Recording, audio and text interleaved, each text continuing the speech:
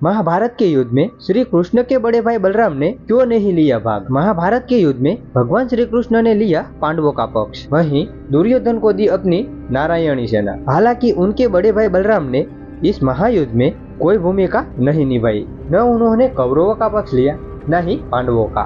महाभारत के युद्ध में जिस ओर भगवान श्री कृष्ण स्वयं थे, वह पांडवों का पक्ष था और जो सदैव धर्म का अनुसरण करने वाला था। दूसरी ओर कौरव थे, जो बुराइयों में लिप्त रहे और उनकी ओर से बड़े बड़े महारथी और राक्षस लड़े। हालांकि इस युद्ध से पहले कौरवों ने दुर्योधन को द्वारका भेजकर श्री कृष्ण और बलराम से मदद मांगी। भगवान श्री कृष्ण ने उन्हें सदैव मदद दी थी और एक पक्ष भी सुन लिया, मगर उनके बड़े भाई बलराम ने कोई भूमिका नहीं निभाई। न उन्होंने कौरवों का पक्ष लिया, न ही पांडवों का। अब बहुत से लोगों के मन में यह प्रश्न उठ रहा है, जब श्री कृष्ण युद्ध में शामिल हुए तो उनके भाई बलराम ने क्यों नहीं लिया युद्ध में भाग? क्या उनकी कोई मजबूरी थी या कोई और वजह? इस सवाल का जवाब आपको इस वीडियो में मिलेगी।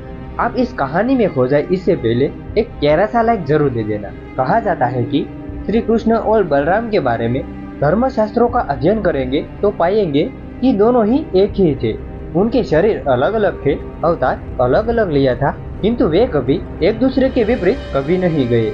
जब श्री कृष्ण से मिलने के बाद दुर्योधन बलराम के पास पहुंचा तो उन्होंने सिर्फ यह कहा, मेरा आशीर्वाद सदैव तुम भाइयों के साथ है। पांडव भी तुम्हारे भाई है, जैसे मुझे तुम प्रिय हो वैसे ही पांडव भी है। बलराम जी ने पांडव से भी ऐसा कहा, मैं चाहता हूँ कि तुम भाइयों में मेल हो जाए।